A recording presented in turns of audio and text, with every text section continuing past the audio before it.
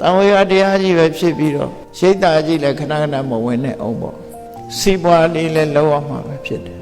စီးပွားလောက်တာကိုအပြစ်လို့မပြောဘူးမြတ်စွာဘုရားကိုယ်တိုင်ဟာအေးမင်းတို့လူဖြစ်လာလို့ရှိရင်မျက်စိနှလုံးရှိရမယ်တဲ့မျက်စိတစ်လုံးကဘာလို့ဆိုရင်စီးပွားရှာရတဲ့မျက်စိ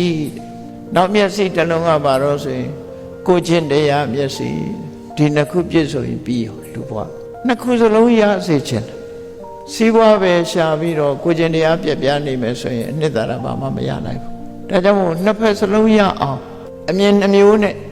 လုပ်ရမယ်ဘက်စုံကြိုးစားရမယ်ဆိုအဲ့ဒါမှလူဘဝမှာပြည့်စုံတယ်လို့မြတ်စွာဘုရားဟောတာနော်တချို့ကလည်းအတွေးလွဲတယ်စီးပွားရှာတာပဲငရဲကြည့်တယ်လို့တွေးကြတယ်စီးပွားရှာတာကိုတချို့ကလောဘဖြစ်တယ်လို့ရှာလောဘဆိုတာစီးပွားရှာမရှာဖြစ်နေမှာစီးပွားဥစ္စာရှာတာစီးပွားဥစ္စာဖြစ်တာလောဘကြောင့်ဖြစ်တယ်ဆိုပြီးလောဘသွားပြီးတော့ချီးမွမ်းနေမချီးမွမ်းနဲ့ economy ဆိုတာလောဘမဟုတ်ဘူးပညာ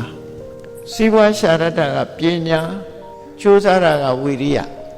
လောကလူတွေချမ်းသာကြွယ်ဝတယ်ဆိုတာကံရဲ့အထောက်အကူပေါ်မှာကြည့်ပြီးတော့ပညာနဲ့ဝိရိယအသုံးချလို့ချမ်းသာတာ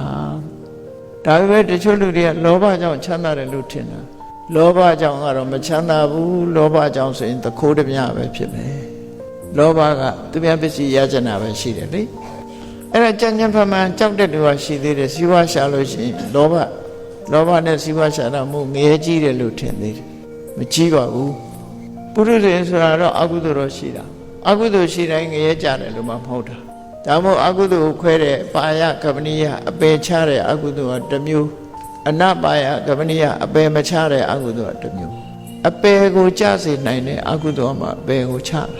ခေါဏလိုသူများသက်တွေတတ်တယ်သူများဥစ္စာခိုးတယ်ဆိုတာတွေကြတော့အပယ်ကြစေနိုင်ငါးပါးသီလလုံလို့ရှိရင်အပယ်ကြဖို့မရှိဘူးပေါ့နော်စီးပွားဥစ္စာရှာတယ်ရလာတဲ့စီးပွားဥစ္စာအကုသိုလ်ကောင်းမှုလုပ်လိုက်မယ်ဆိုလို့ရှိရင်ဓာတ်ပြည့်တောင်ရောက်သွားလိမ့်ဦးမယ်နော်ဒါကြောင့်မို့ကိုကျင်တရားလဲကောင်းမွန်မျက်စိနှလုံးရှိရမယ်အဲ့ဒီပညာရက်ကိုရည်ညွှန်းပြီးတော့မြတ်စွာဘုရားတတ္ထာသီလသုတ္တစာကပညာအဲ့ဒီချင်းငါးရက်လူတွေမှာရှိနေဖို့လိုတယ်အဲ့ဒါတွေကိုယ်တဏ္ဍာမှာရပြီဆိုတော့မှအနှစ်သာရဆိုတာရှိတယ်